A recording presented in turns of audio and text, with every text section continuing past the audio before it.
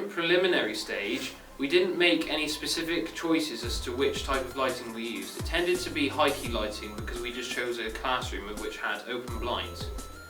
This was a problem at times where the camera found it a little bit difficult to focus on the specific subjects that were in the scene. However, during our OTS stage, we had all types of lighting, such as high key lighting and low key lighting.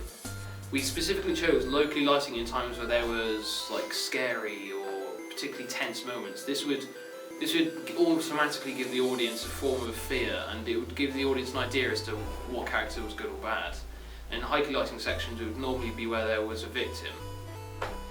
During the preliminary task stage, we found it a little bit difficult to use many different camera angles that we hadn't learnt 100% of at this time, which caused us to make a couple of very minor continuity errors during recording. However, during the OTS stage, we chose to use many different camera angles that conform to many stereotypes that the audience may have been able to relate to.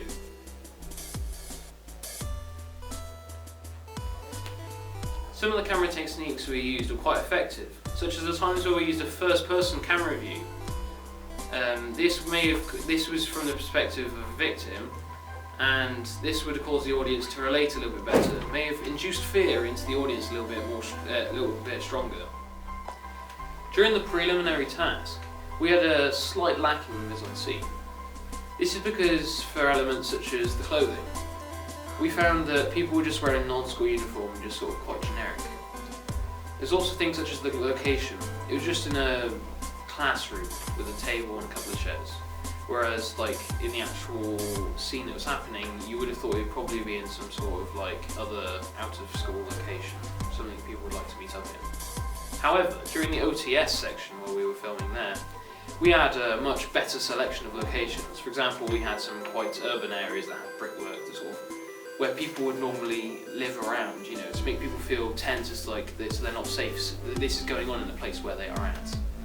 It was also in a place that was quite forested and quite of a rural area. It's quite misty and dark. It was quite ominous. But at the same time, if someone, say for example, that lived in the country, they would also not feel very safe because it is widespread. It's going absolutely everywhere.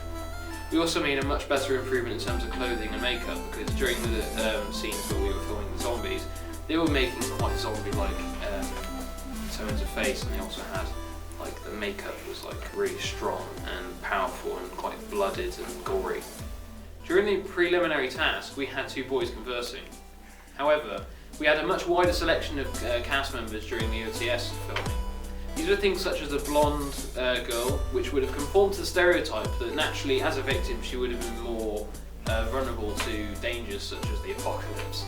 And we also had a couple of males that also were sort of taller but slimmer in build, which means that they could have been more vulnerable because they've not got a massive muscle mass. They might have been able to resist the infection.